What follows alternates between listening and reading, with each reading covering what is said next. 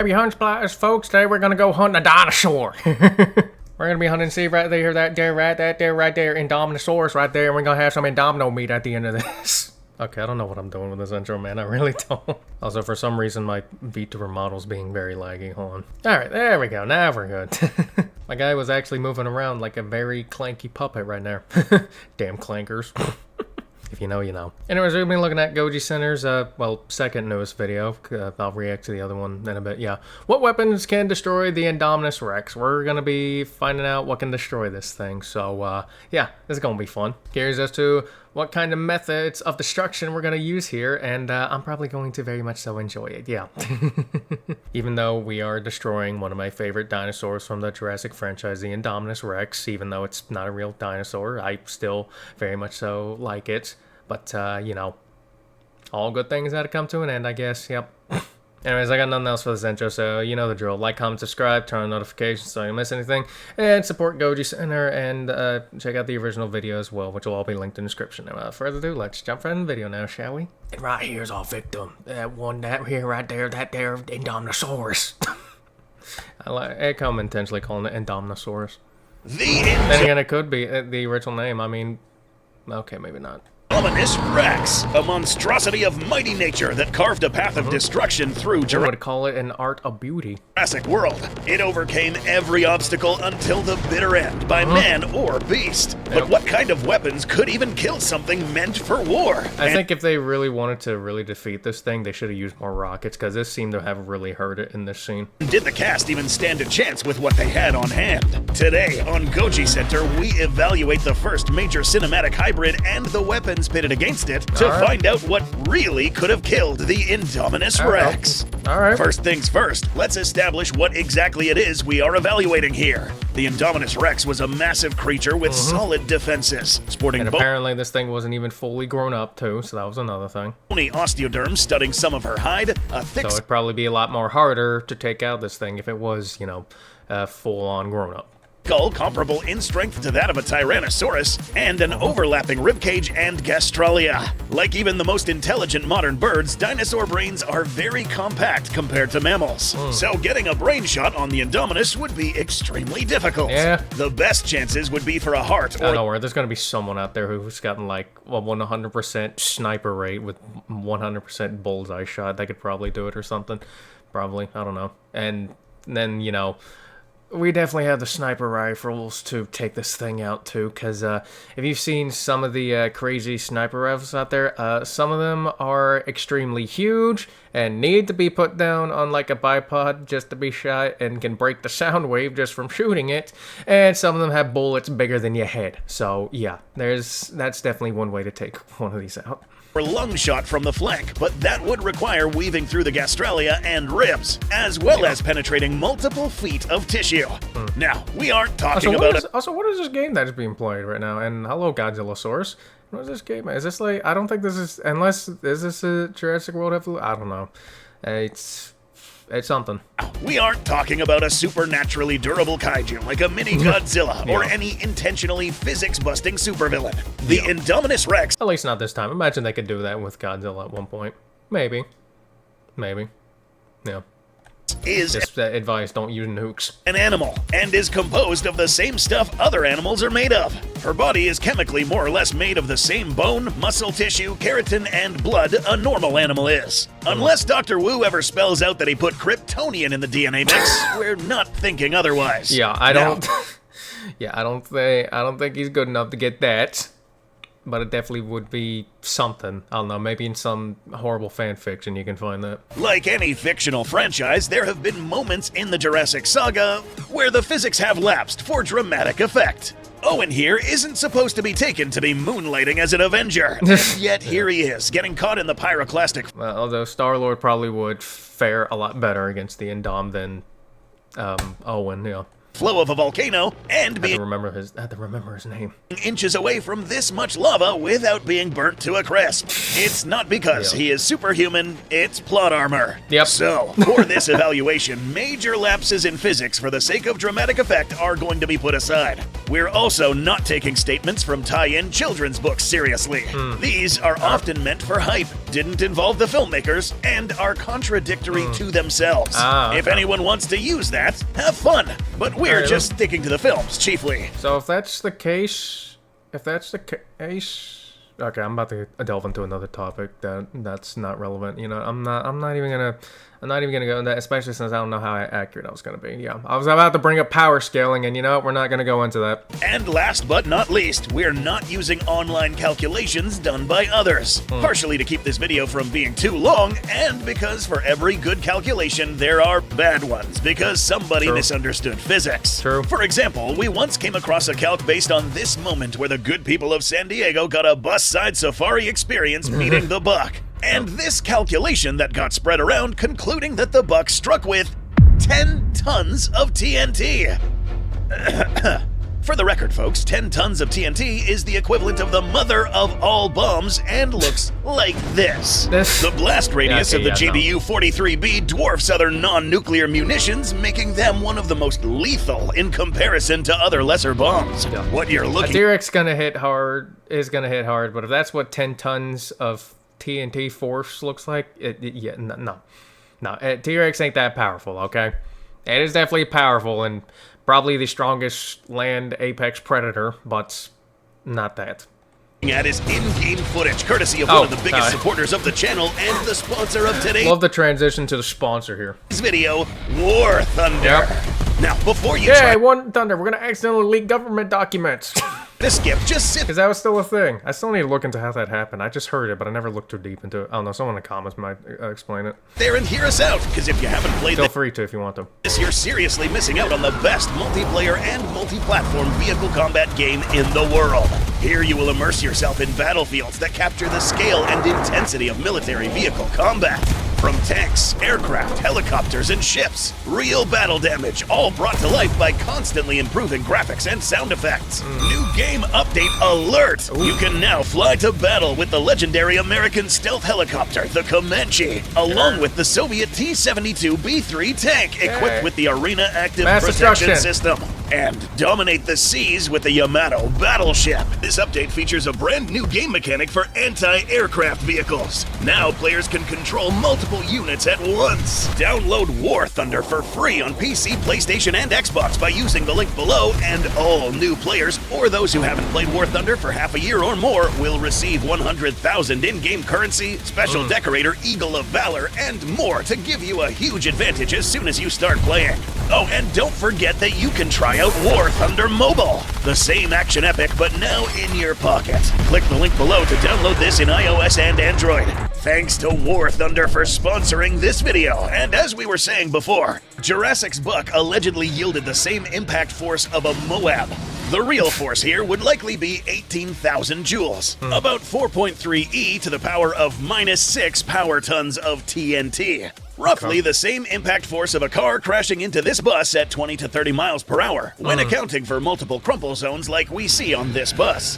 That much force hitting mostly hollow aluminum tends to match up pretty close to real-life vehicle crashes. No Moab headbutts required. With all that out of the way, let's get back to looking at what the human cast 10 tons of TNT. Yeah, okay. Through at this horrendous hybrid in a bid to kill it and see if they brought the right equipment. After all, Vic Hoskins was supposed to be a professional in charge of security and was one of the primary forces. Yeah, he clearly had different intentions in mind. Yeah, he wanted to use this thing as a weapon. I don't think he cared too much about security. Behind the Indominus. Surely this genius of a man would have brought only the best equipment and known exactly what to use for bringing down an animal of this size. Yeah, if he... I was about to say, if he did, he would have been successful. But he wasn't, now was he? As seen right here, where Blue here's giving him a little kiss on the hand, if you could call it that. That is Blue, right? I think it's Blue. Could be one of the other one. It's either Blue, Charlie, or Echo, because Delta's dead at this point now.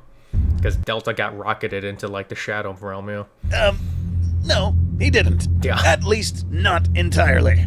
For you to fully appreciate the rest of this, we'd like you to take a seat and take a quick crash course on firearm damage. All right. It will only take a moment. What a gun looks like, and... You know, it's funny, because I wonder how this is gonna go, because I actually did look at a Kentucky ballistics video, the one where he was shooting a Tyrannosaurus skull gelatin thingy, and that was really fun, so just gonna be curious to see how this goes. And I actually was gonna record a reaction to that, but I didn't have a really good reaction to that, so that's why that got scrapped. What it's called are not good indicators of how powerful they are. What really matters is the kind of bullets it shoots. And those haven't changed much since the 1920s, with only a few new types becoming common. The way bullets work doesn't change just because the gun looks fancy. Things like stocks and detachments don't magically boost power or speed like in video games. They mostly just help with handling or comfort. Outside of special ammo, the primary determining factor for how much damage a bullet does is the foot-pounds. This is essentially how much energy that bullet has to tear into things, and it's determined by how heavy the bullet was and how fast it was going. Weight is pretty self-explanatory. Bigger bullets, bigger impact. Yeah. Speed, however, really depends on how much of an explosive charge was behind the bullet and how long the barrel of the gun was. Yeah. More explosives equals more force pushing the bullet. Longer barrel, more length for that explosive to be focused and propel said bullet. This is why most rifles with longer cartridges for more explosives and longer barrels almost always hit much harder than pistols. As for the firearms themselves in the movie, looking them over actually gives a pretty good idea of why taking down the Indominus mostly came down to one very angry T-Rex and one oversized Mosa. Shout out to the Internet Movie Firearms Database if you want to identify what people are locked and loaded with on screen. Nice. And what the InGen Goon Squad was packing was less than impressive. Right off the bat, pretty much any of the submachine guns or assault rifles aren't cutting it. Several InGen... Yeah, I'm willing to bet that when it came to making this, they did like no research on what type of guns they were using. They're just like, give us something that shoots bullets fast, and then yeah, we'll just go with it. And I'm willing to bet that's how that went. Yeah, or at least that's how I imagine it would. Cause well, yeah. Yeah, I don't know. I guess it depends on who filmed it, too. Yeah, wouldn't surprise me if they do that with a lot of movies, yeah. I think they, did. Okay, whatever. Security members were seen running around with various submachine guns and M16 variants that only have about 500 to 1,700 foot-pounds of energy. These can be plenty lethal to humans, but unless you have Indominus stand there and get unloaded on for minutes on end, they're not dropping a multi-ton animal. Yeah, you're gonna need better artillery for dealing with this thing. For an animal that was biogenetically engineered and never existed until now. These kinds of bullets get lodged in the skin or underlying tissue without really hitting anything vital. The heftier M14 enhanced rifle and DRD tactical apparatus could do some more damage firing 7.62 rifle ammo. These rounds have about 2,600 foot-pounds of energy. The problem, however, is these are not optimal for big game.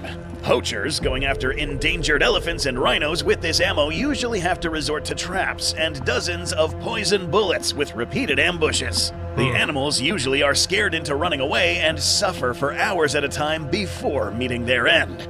The 7.62 did evolve from the more powerful 30-06 rounds used in Browning machine guns back in the World War eras. These rounds have about 3,000 foot-pounds behind them. But the difference is when the biplanes firing bullets eventually took down things from early armored vehicles to King Kong, these were using multiple machine guns with way more ammo than a few guys on foot would have. What vehicle-mounted guns security had were shortly underutilized. These would have been more stable to fire from and land more shots.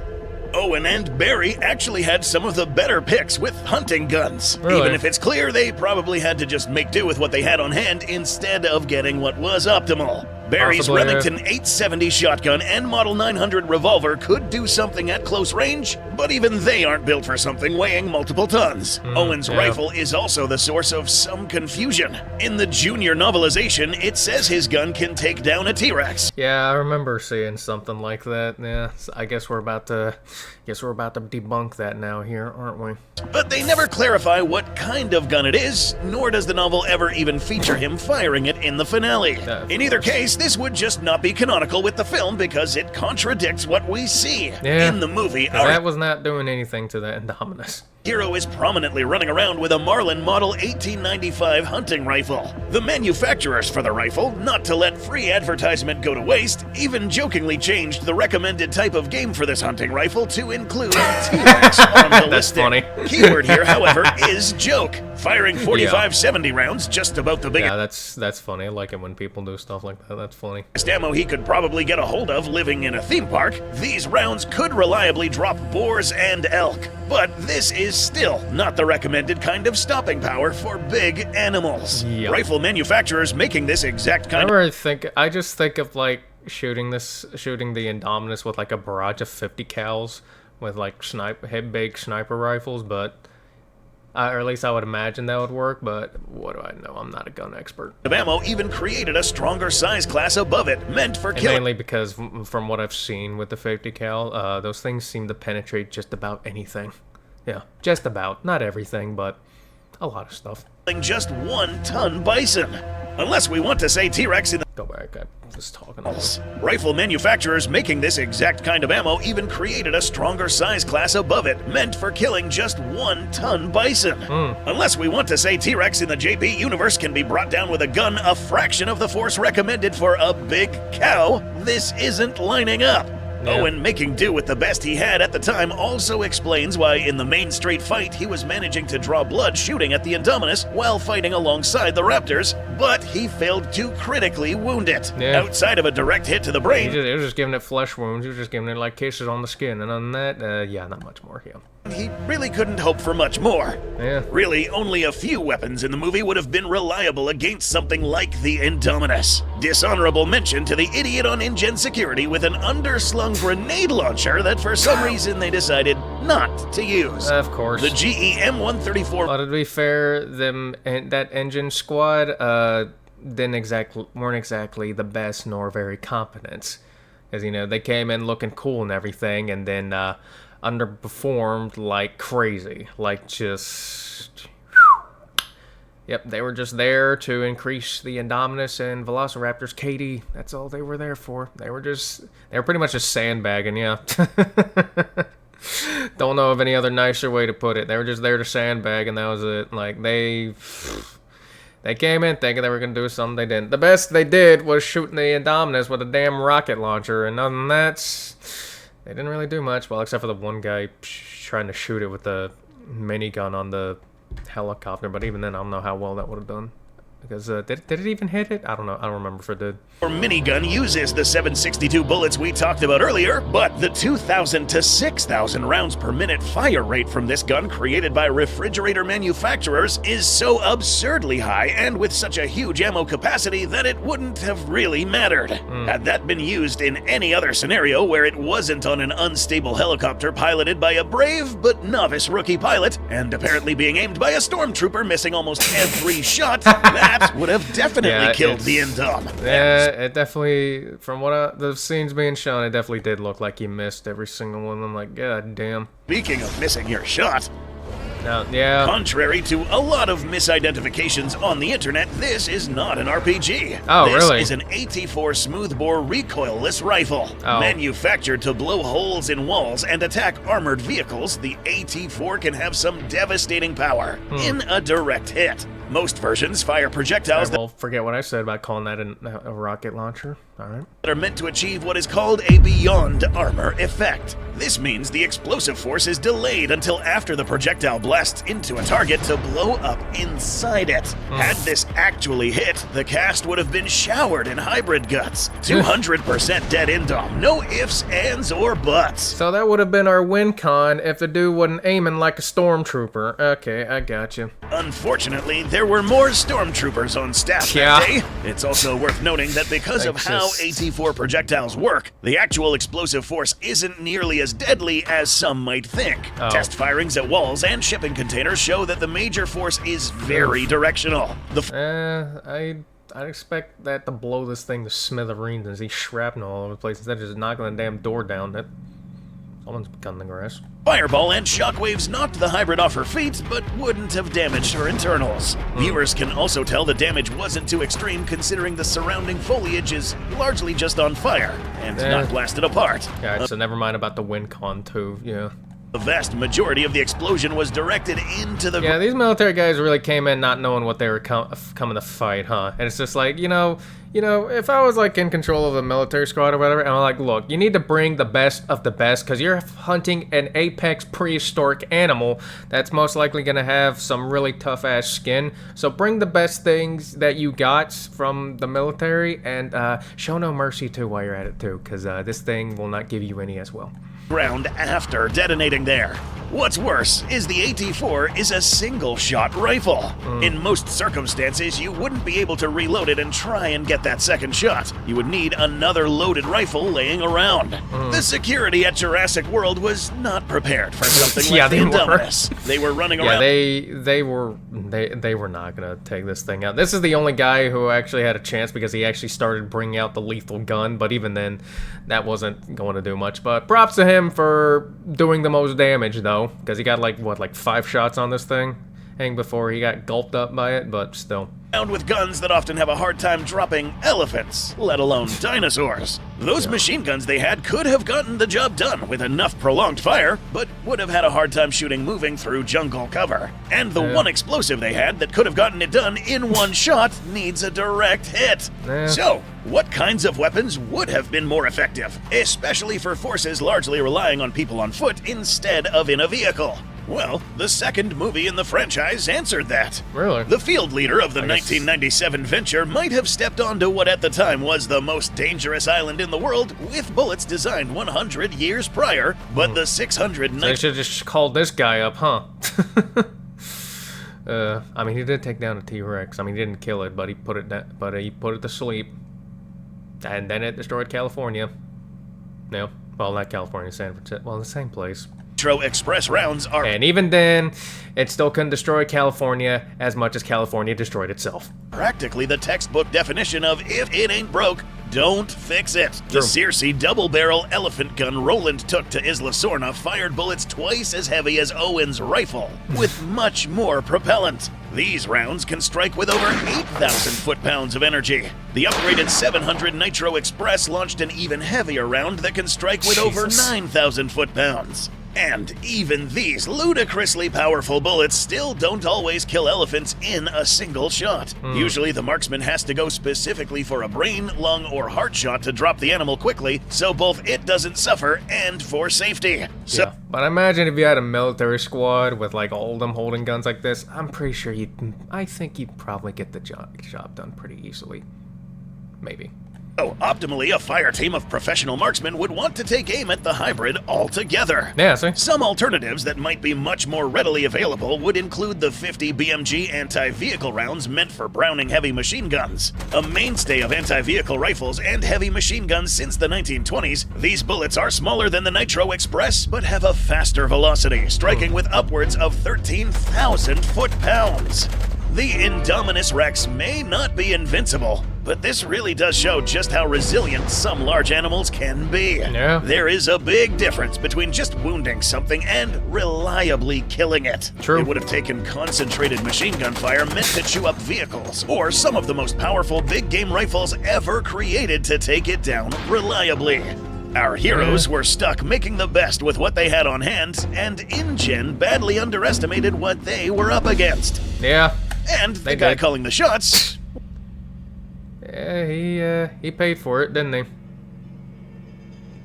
Well, hello there. Looking like the damn Terminator right there. Go back. Yeah, like, look at you. Look at you. You're looking like the damn Terminator. I won't be back, looking ass. You will not be back. You are in the stomach of a mosasaur and probably have been just digested. Yeah. Well, all we needed was the guns from the second movie. That's all we needed. Should have really just called Roland back and be like, hey, remember that time you took down a T-Rex and put it to sleep? Yeah, how do you feel about taking down a hybrid of a T-Rex and a Velociraptor? Oh, well. Anyways, I hope you guys enjoyed the video. And if you did, check it out, the original video, which will be linked in the description below. Check out Gojicenter. He'll be linked down in the description below. Don't forget to like, comment, subscribe, turn on notifications so I miss anything. Have a good day, and I'll see you in the next one. Goodbye.